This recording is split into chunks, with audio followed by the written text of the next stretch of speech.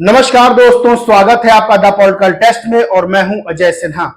दोस्तों, 2024 के लोकसभा चुनाव को लेकर पांचवें चरण का मतदान पूरा हो चुका है। उत्तर प्रदेश की अगर बात करें तो 2 चरणों का मतदान यहां पर बाकी है और एक बड़ा सवाल जो लोकसभा चुनाव से पहले, लोकसभा चुनाव के दरमियान और लोकसभा चुनाव के बाद खड़ा होगा, जो सबसे बड़ा सवाल है वो है कि क्या ये 2024 का लोकसभा चुनाव मुस्लिमों का भविष्य गढ़ेगा, यानी मुस्लिमों का भविष्य निर्धारित करेगा। क्योंकि इस बार जो वोटिंग हो रही है, जिस तरह से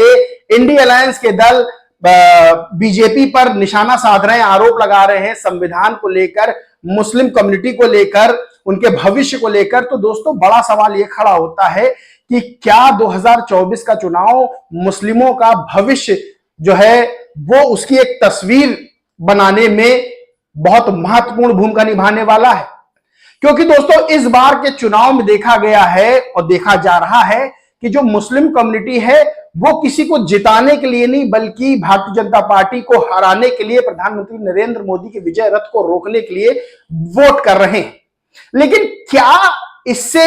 मुस्लिमों का प्रतिनिधित्व जो है वो संसद में पहुंच पाएगा? क्या जो मुस्लिमों की आवाज है वो संसद में पहुंच पाएगी? ये एक बड़ा सवाल खड़ा होता है।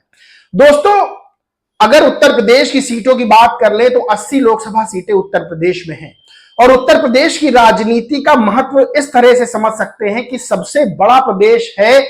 सीटों के मुकाबले में, जनसंख्या के मुकाबले में, और उत्तर प्रदेश की राजनीति तय करती है कि केंद्र की राजनीति में कौन बैठेगा। दोस्तों, प्रधानमंत्री नरेंद्र मोदी गुजरात से आते हैं, लेकिन उत्तर प्रदेश का महत्व समझिए कि वो उत्तर प्रदेश के वाराणसी से चुनाव लड़ते हैं और वो तीसरी बार फिर चुनाव लड़ने जा रहे हैं वाराणसी से। तो समझ सकते हैं कि उत्तर प्रदेश का भारतीय राजनीति में क्या महत्व है। और उत्तर प्रदेश की अगर 80 सीटों में बात करें तो उत्तर प्रदेश जैसे बड़े राज्य में मुस्लिमों की संख्या बहुत है और यहां की सीटें निर्धारित करेंगी, यहां का मुस्लिम ये बात निर्धारित करेगा कि आखिर केंद्र में सत्ता किसकी बनेगी। लेकिन बड़ा सवाल खड़ा होता है कि क्या जो मुस्लिम वोट दे रहे हैं, किसी को भी दे रहे हैं, तो सवाल ये खड़ा होता है कि क्या उनकी आवाज संसद तक पहुंचेगी? क्या उनका प्रतिनिधित्व संसद तक पहुंचेगा? क्या मुस्लिम सांसद संसद तक पहुंचेंगे? अब दोस्तों बात करते हैं कि आखिर मुस्लिमों का प्रतिनिधित्व, मुस्लिमों की आवाज, उनके अधिकारों के लिए लड़ने वाला संसद तक कैसे पहुंचेगा? दोस्तों, भारतीय जनता पार्टी बहुत साफ चलती है कि वो मुस्लिमों को टिकट नहीं देती, यानी उसका सीधा जो है वो ट्रैक है कि वो जो है मुस्लिमों को टिकट नहीं देती है। उनकी बात करें, उनके लिए योजनाएं, जब कोई योजना केंद्र में बनती है तो सबके ही लिए लागू होती है, सबको पता है। लेकिन अगर टिकट देने की बात है तो वो मुस्लिमों को टिकट नहीं देती है, उत्तर प्रदेश में जो हालिया चुनाव में देखा गया। अब बात करते हैं इंडिया अलायंस की, जो मुस्लिमों की आवाज बड़े जोर शोर से उठा रहा है। लेकिन जब टिकट बंटवारे की बात होती है तो समाजवादी पार्टी जिसको जो है ये माना जाता है कि समाजवादी पार्टी का जो है बड़ा वोट बैंक जो है मुस्लिम वोट बैंक है, यानी मुस्लिम समाजवादी पार्टी को वोट देते हैं। लेकिन समाजवादी पार्टी ने टिकट देते हुए क्या मुसलमानों को सही प्रतिनिधित्व दिया? यानी 20 से 22% मान लीजिए अगर मुस्लिमों की आबादी है तो क्या उस हिसाब से टिकट दिया गया? दोस्तों 4 टिकट दिए गए हैं, यानी 4 टिकट अखिलेश यादव ने, यानी समाजवादी पार्टी ने मुस्लिमों को दिए हैं, बल्कि उससे ज्यादा जो है वो अपने परिवार में दिए हैं, यानी 5 टिकट तो अपने परिवार के लोगों से दिए हैं। तो दोस्तों सवाल ये खड़ा होता है कि क्या अखिलेश यादव जिस तरह से अपने आप को मुस्लिमों का रहनुमा बताते हैं, क्या वाकई उन्होंने मुस्लिमों को वो अधिकार टिकट बंटवारे में देने का काम किया? ये एक बड़ा सवाल है। वहीं अगर बीएसपी की बात कर लें तो बीएसपी सुप्रीमो मायावती ने जितनी मुस्लिमों की जनसंख्या है उत्तर प्रदेश में उसके अनुपात में ज्यादा टिकट दिए हैं, यानी 23 टिकट जो है वो मुस्लिमों को दिए हैं, 23 मुस्लिम प्रत्याशी उतारे हैं। अब दोस्तों बात यह है कि मानिए अगर 4 समाजवादी पार्टी ने 4 टिकट दिए और चारों मुस्लिम सांसद जीत गए, या फिर बीएसपी ने 23 टिकट दिए और 23 मुस्लिम प्रत्याशी जीत के सांसद बन गए, तो आवाज संसद में मजबूती से मुस्लिमों की या मुस्लिमों के अधिकारों की, उनके बच्चों की, महिलाओं की, पुरुषों की, युवाओं की, सिर्फ मुस्लिमों की अगर मैं बात कर रहा हूं तो उनकी आवाज बेहतर ढंग से संसद में कैसे उठेगी? क्या 4 सांसद उठाएंगे या 23 सांसद उठाएंगे? ये दोस्तों एक बड़ा सवाल मुस्लिमों के आगे खड़ा होता है। देखिए, वोट का अधिकार सबका अपना अपना होता है, कोई किसी को वोट दे, ना मैं उनसे कह सकता हूं ना कोई और कह सकता है। राजनेता अपील करते हैं, लेकिन वो किसको वोट देते हैं वो उनका अधिकार है, वो स्वतंत्र है और संविधान ने ये जो है आजादी दी हुई है। लेकिन सबसे बड़ी बात यह है कि राजनीतिक दलों के पास तो यह अधिकार है कि वो किसको टिकट देते हैं। अब टिकट बंटवारे में 5 गुना से ज्यादा, यानी समाजवादी पार्टी से 5 गुना से ज्यादा बीएसपी ने टिकट दिए। और सवाल यह खड़ा होता है कि क्या 4 मुस्लिम सांसद या 23 मुस्लिम सांसद, ज्यादा आवाज कौन उठा सकता है? अब दोस्तों, असदुद्दीन ओवैसी का एक बयान है और उन्होंने हालिया अभी एक जो है इंटरव्यू दिया समदीश भाटिया को, और समदीश भाटिया को इंटरव्यू देते हुए भी उन्होंने ये बात कही कि उन्होंने मुरादाबाद के जो सिटिंग सांसद थे डॉक्टर एसटी हसन, बहुत काबिल आदमी है, वो बहुत काबिल नेता भी माने जाते हैं, उनसे पहले ही कह दिया था चुनाव से पहले कि समाजवादी पार्टी आपको टिकट नहीं देगी। क्योंकि और असदुद्दीन ओवैसी ने बहुत गंभीर आरोप लगाया कि जो समाजवादी पार्टी है वो नहीं चाहती है कि मुस्लिमों को उनका प्रतिनिधित्व उस तरह से मिल पाए। अब दोस्तों, बात हुई मुरादाबाद सीट पर लगभग, मैं गलत नहीं हूं तो लगभग 52% जो है मुस्लिम मतदाता, यानी जिसको एक तरफा मुस्लिम वोट कर देंगे वो प्रत्याशी वहां पर जीतेगा ही जीतेगा। और सिटिंग सांसद समाजवादी पार्टी से डॉक्टर एसटी हसन, और डॉक्टर एसटी हसन की छवि बहुत अच्छी मानी जाती है, लेकिन समाजवादी पार्टी ने क्या किया, उनका टिकट काटकर रुचि वीरा को टिकट दे दिया। आरोप लगे कि रुचि वीरा बाहर की प्रत्याशी है, उनको उतार दिया गया है, और इसके बाद मुस्लिम खेमा वहां नाराज हो गया। डॉक्टर एसटी हसन तो इतना नाराज हो गए कि उन्होंने कहा कि मैं समाजवादी पार्टी का कार्यकर्ता हूं, उनके लिए प्रचार करूंगा, लेकिन मुरादाबाद सीट पर प्रचार नहीं करूंगा, क्योंकि एक आन बान शान की बात दोस्तों आ जाती है कि सिटिंग सांसद जिनकी अच्छी छवि है, मुस्लिम बाहुल्य क्षेत्र है, खुद मुस्लिम है, डॉक्टर हैं, उनका टिकट काट के रुचि वीरा को टिकट दे दिया जाता है। उसके बाद यह आरोप लगने लगे समाजवादी पार्टी अखिलेश यादव पर कि उन्होंने जो है क्या मुस्लिम युवाओं को, मुस्लिमों को खाली दरी बिछाने और कुर्सी उठाने के लिए ही जो है उनकी जरूरत समझी है, क्योंकि जहां टिकट बंटवारे की बात आई तो उन्होंने 4 टिकट दिए। सिटिंग सांसद डॉक्टर एसटी हसन का टिकट काट दिया, जिसके पीछे की बड़ी वजह राजनीतिक ही नजर आ रही है। ऐसी कोई वजह नहीं थी कि वो वहां से चुनाव हार जाए, क्योंकि मुस्लिम प्रत्याशी थे और बहुत मजबूत और मुसलमानों में उनकी बहुत इज्जत है।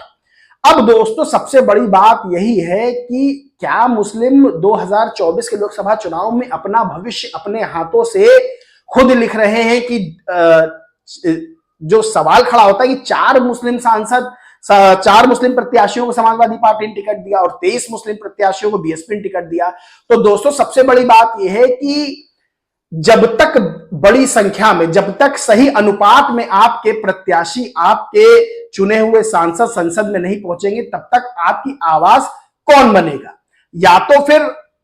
मुस्लिम कम्युनिटी की आवाज, जैसे बीजेपी भी बन जाती है, उनके बारे में बीजेपी बात करती, बीएसपी बात करती, सपा समाजवादी पार्टी बात करती, कांग्रेस भी बात करती है, सभी राजनीतिक दल मुस्लिमों की बात करते हैं, और बात होनी भी चाहिए, क्योंकि संविधान में जितना अधिकार एक हिंदू को है उतना ही अधिकार मुस्लिम को, उतना ही अधिकार सिख को, उतना ही अधिकार ईसाई को। जितना अधिकार मुझे उतना अधिकार आपको, सबको संविधान ने, डॉक्टर बाबा साहब भीमराव अम्बेडकर ने वो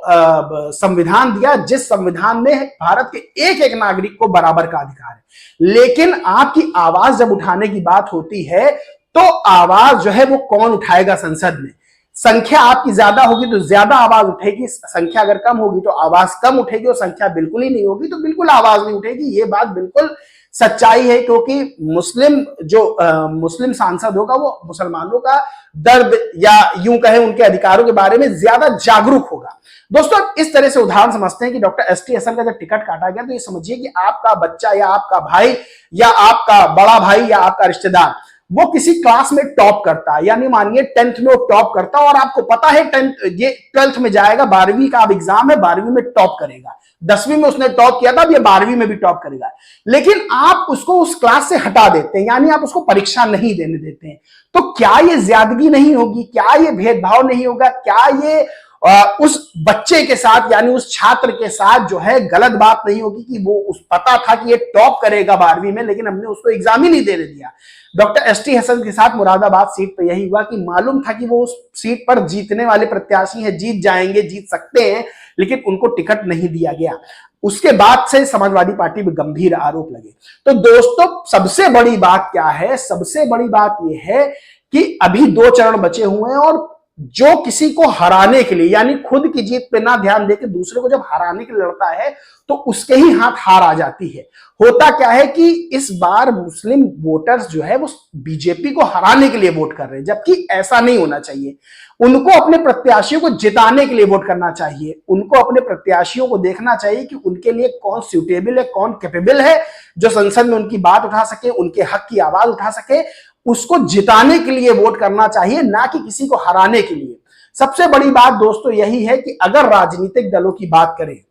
वोट किसी को भी कोई भी दे सकता है, वो स्वतंत्र है, लेकिन अगर राजनीतिक दलों की दोस्तों बात करें तो राजनीतिक दलों में बीएसपी सुप्रीमो मायावती एक ऐसी नेता नजर आती है जिन्होंने जो कहा कि जितनी जिसकी संख्या हो उतना हम उसको प्रतिनिधित्व देने का ज्यादा से ज्यादा काम करेंगे, और एग्जैक्ट वही चीज नजर आई कि जितना अनुपात है उस अनुपात से बढ़ते हुए उन्होंने मुस्लिम प्रत्याशी उतारे। अब देखिए चुनाव में हार जीत होना वो तो 4 जून को पता चलेगा कौन जीतता है कौन हारता है, लेकिन जो इस चुनाव के दरमियान जो सबसे बड़ा ये सवाल खड़ा होता है कि क्या मुस्लिम वोटर्स यानी मुस्लिम कम्युनिटी,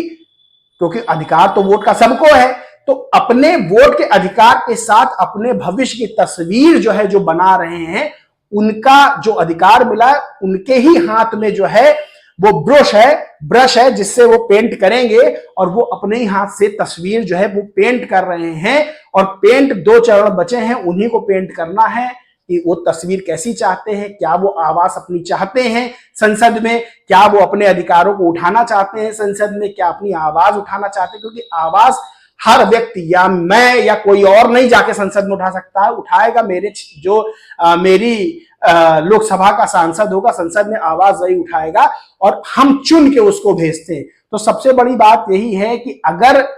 न्याय की बात की जाए, यानी मुस्लिम कम्युनिटी जो बात करती है कि मेरे साथ मुझे अधिकार दिए जाए या मेरा प्रतिनिधित्व हो, तो इस बार के चुनाव में सीधे सीधे पता चलता है कि दोस्तों 1/4 से ज्यादा बीएसपी ने टिकट दिए हैं मुस्लिमों को, वहीं 4 टिकट जो है समाजवादी पार्टी ने दिए, यानी अपने परिवार के लोगों को ज्यादा टिकट मुस्लिमों से दिए हैं, और बीजेपी ने तो टिकट दिए नहीं है। तो साफ है कि ये प्रश्न बड़ा खड़ा होता है कि मुस्लिम कम्युनिटी किसको वोट करती है, किसके साथ जाती है, और वो इस चुनाव में जो अपना भविष्य गढ़ेगी और इस चुनाव के बाद जो भविष्य की तस्वीर निकलकर सामने आएगी वो मुस्लिमों के द्वारा ही बनाई गई है, उन्हीं की कम्युनिटी के द्वारा बनाई गई, क्योंकि वोट का अधिकार बाबा साहेब ने सबको दिया है और सबको बहुत सोच समझ के वोट करना होता है, क्योंकि वोट जैसे एक हिंदू का वोट है, वैसे ही एक मुस्लिम का वोट है, वैसे ही सिख ईसाई पारसी का भी वोट है, जैन का भी वोट है, बौद्ध का भी वोट है। सबका अब एक वोट, यानी एक वोट की जो पावर सबके पास है वो सबके पास बराबर की है। और खुद जो है मुस्लिम प्रत्याशी हैं जो चुनाव लड़ रहे हैं, उनको जिताने या हराने का काम मुस्लिम कम्युनिटी ही दोस्तों करेगी। इस पूरे मामले में दोस्तों आपका क्या मानना है, क्या कहना है, कमेंट करके जरूर बताएं। वीडियो अच्छा लगा हो तो लाइक करें, खूब शेयर करें, और चैनल को सब्सक्राइब नहीं किया तो सब्सक्राइब करके बेल आइकन जरूर दबा लें। जय हिंद, जय भारत।